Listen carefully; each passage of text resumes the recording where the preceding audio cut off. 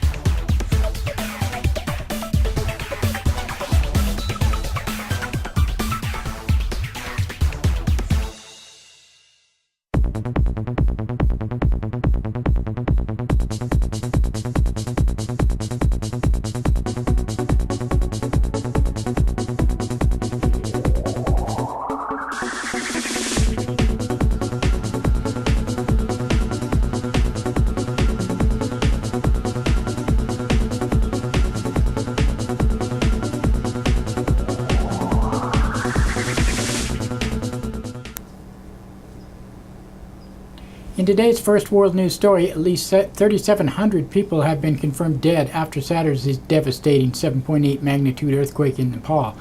More than 6,500 people have been injured, and the death toll has continued to rise sharply. With the full extent of the damage still largely unknown, dozens of people have also reported dead in neighboring China and India. The earthquake was the worst to hit Nepal in more than 80 years. It opened massive rifts in the roads and destroyed historic structures, including 19th century Dhararhara Tower in the capital of Kathmandu, which was packed with site sewers when it collapsed. Driving rains have hit thousands who remain in the streets, afraid to go back inside amidst intense and repeated aftershocks. The quake triggered avalanches on Mount Everest, where at least 18 climbers were killed, including 3 Americans.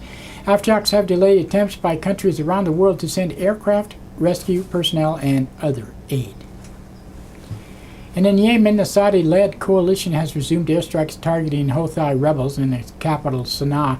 After announcing it was shifting towards political negotiations, the strikes came amid fierce fighting in the southern city of Taz, where Houthi rebels and forces loyal to ousted Yemeni President Abu Rabu Mansour Hadi, at least 20 civilians were reportedly killed. And on Friday, the United Nations said over 550 civilians have died in the last month, including 115 children.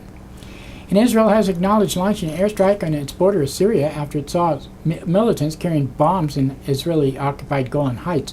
Meanwhile, the United States has carried out 3 strikes targeting a self-proclaimed Islamic State in Syria and 17 in Iraq. And out of Baltimore, Maryland, hundreds of people paid respects to Freddie Gray, 25-year-old man who died of neck injuries in police custody. Gray's wake took place Sunday ahead of funeral, and then there was a funeral. They started off peaceful, but I'm kind of skipping through the report I'm reading because there's been lots of rioting and violence since that, and now it's not martial law yet, but there's going to be many things happening in the Baltimore, Maryland area. It seems like a lot of agitators come in from the outside, and a lot of people are looting. A lot of people come out for just protests and trying to prove a point, but other people come out and ruin it all by violence and damaging property and stealing things that aren't theirs and things like that. So we'll see what happens. It seems like these are ongoing. A lot of agitation coming from outside areas moving into the area to stir up problems. In New York City, police detectives have shot and killed a man with schizophrenia in a housing complex for mentally ill people in Manhattan's East Village.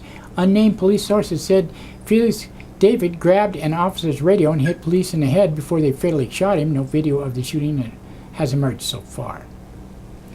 And in Central African nation of Burundi, police have fired tear gas and water cannons at protesters massing for a second day against the president's decision to seek a third term. Authorities have banned protests related to the candidacy of President Pierre Nkurunziza, whose bid critics say violates constitutional term limits. At least 5 people were reportedly killed on Sunday, at least 2 of them shot dead by police. Let's hope it doesn't happen here. United Nations has urged Indonesian President Joko Widodo to spare the lives of 10 prisoners facing execution for drug crimes. Prisoners who come from Nigeria, Australia, Brazil, Ghana, and Philippines and Indonesia have been given 72-hour notice, meaning their execution by firing squad appears to be imminent.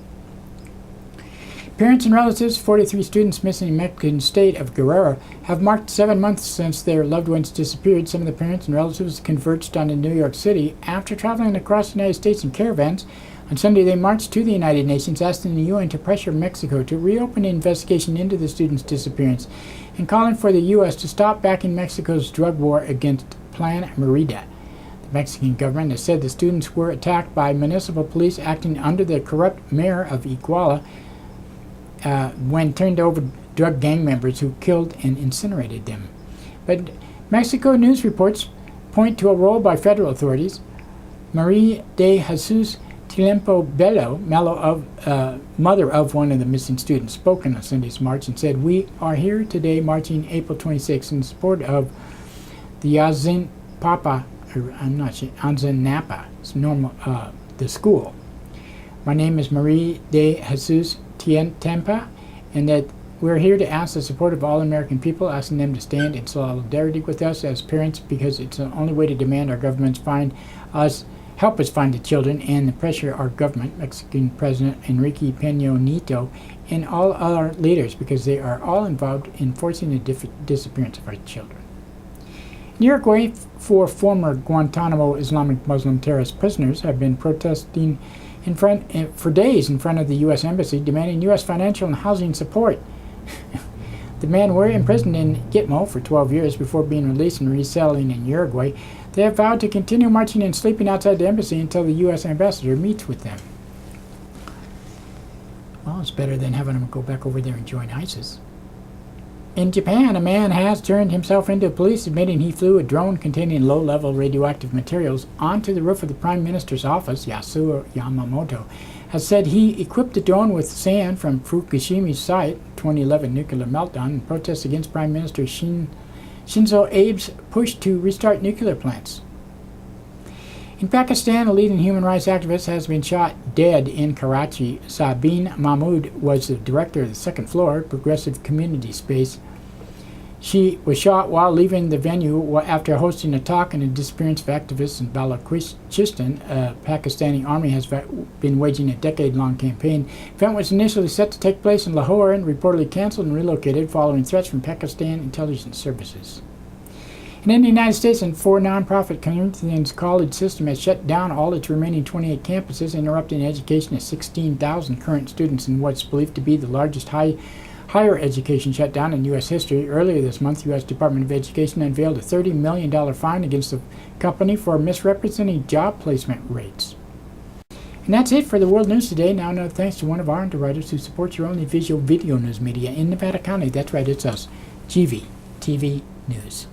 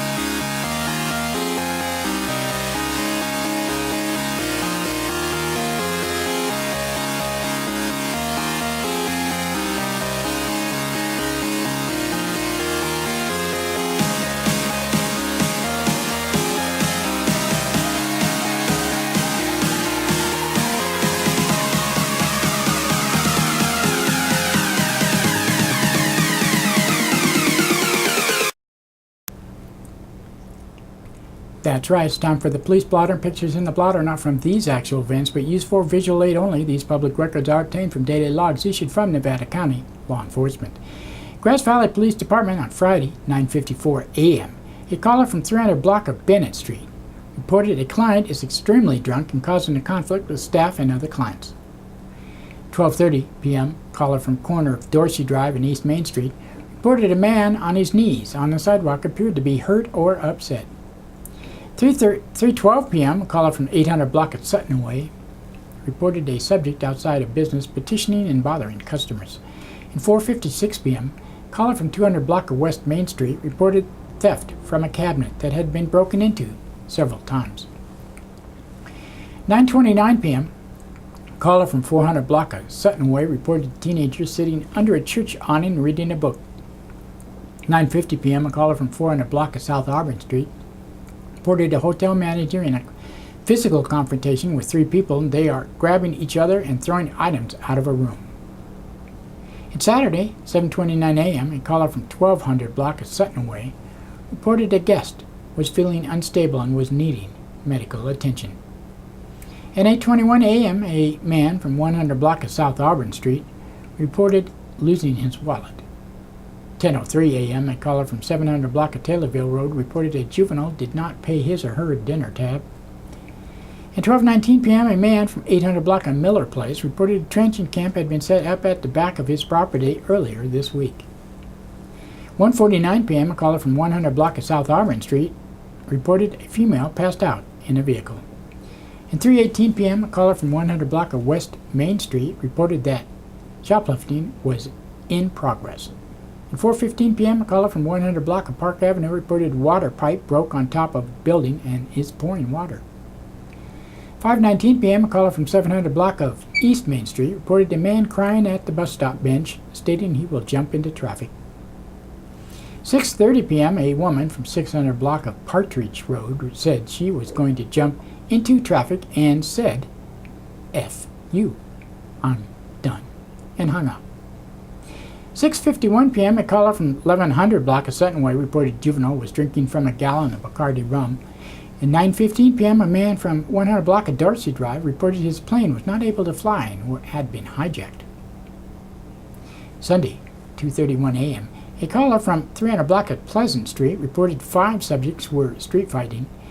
The Nevada County Sheriff's Office on Friday, 8:35 a.m., a caller from 16,000 block of Banner Quaker Hill Road reported 2 dogs at large. 10:31 a.m., a caller from corner of Highway 49 and Urine Street reported a male was driving erratically and cutting off cars while brandishing a gun. 11:25 a.m., a caller from 11,000 block of Bernadine Court reported the subject soliciting for an insurance company and casing out the area.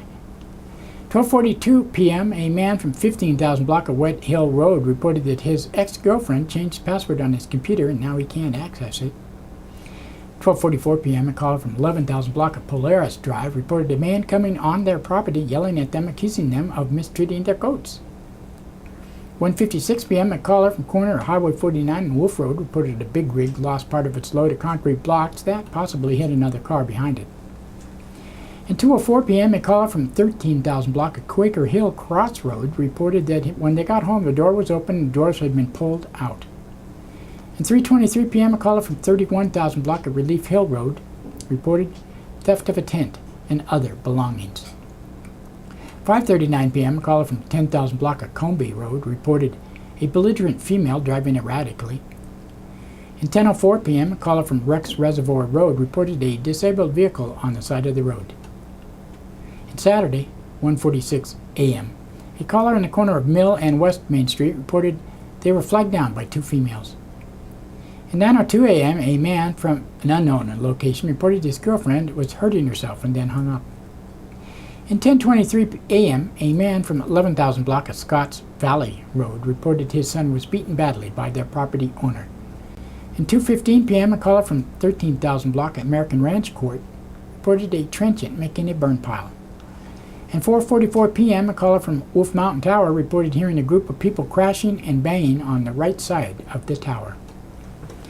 7:28 p.m., a man from 16,000 block of McCourtney Road reported a dog killed several of his chickens. At 8:21 p.m., a woman from 15,000 block of Little Valley Road reported finding a woman in their truck wearing her husband's work shirt. 9:25 p.m., a caller from corner of Garden Bar and Barefoot Roads reported shooting coming from a loud party in the area. And 10:12 p.m., a caller from 10,000 block of Alta Sea Drive reported a half-conscious man hanging out of a car. 11:20 p.m., a caller from 17,000 block of Norleen Way reported juveniles racing back and forth in cars. And Sunday, 12:59 p.m., a woman from 22,000 block of Kingston Lane reported that she thought 5 juveniles were trying to break into the school.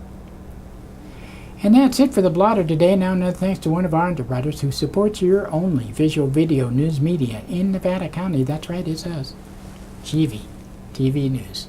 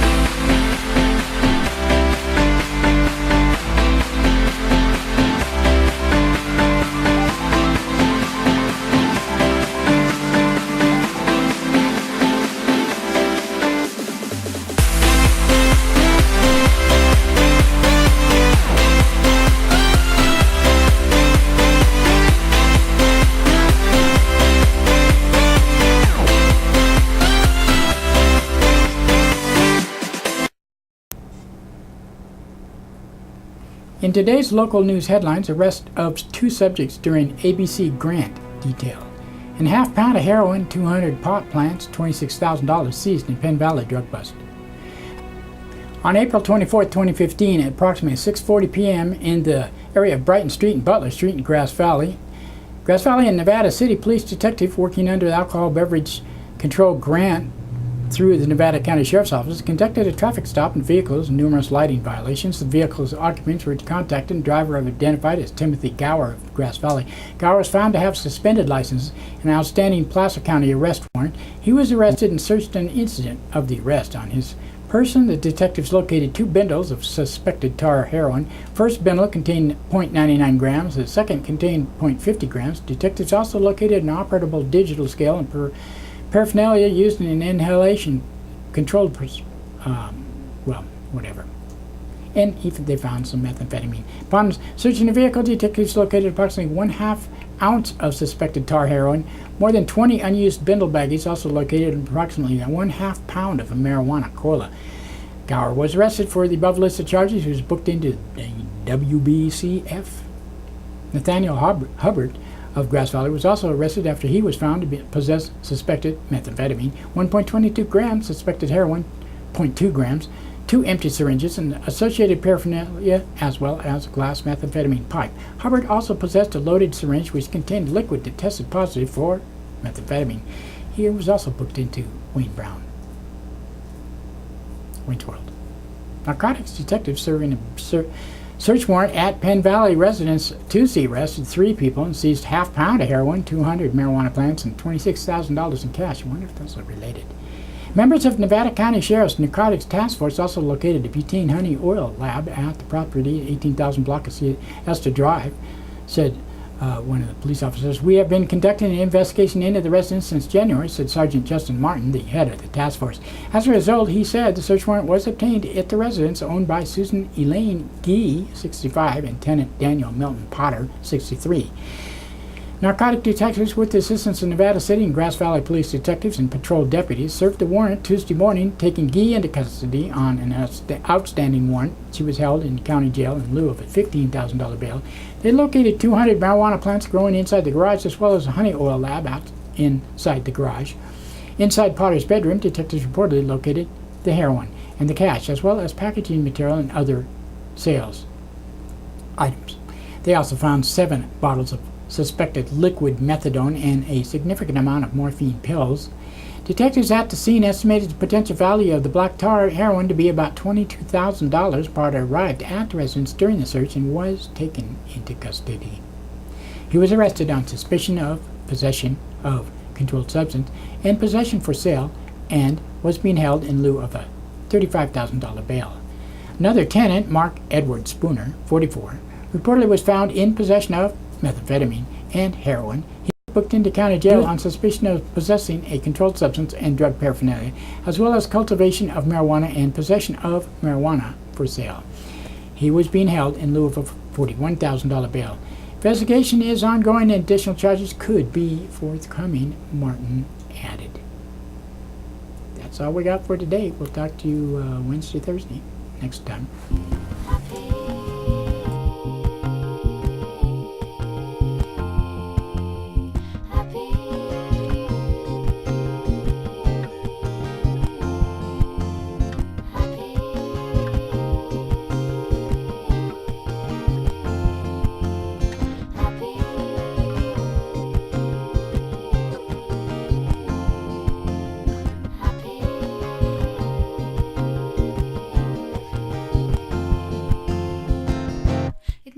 Crazy what I'm about to say. Sunshine, she's here, you can take a break. I'm a hot air balloon, I could go to space. With the air like I don't care, baby, by the way. Because I'm clap along if you feel like a room without a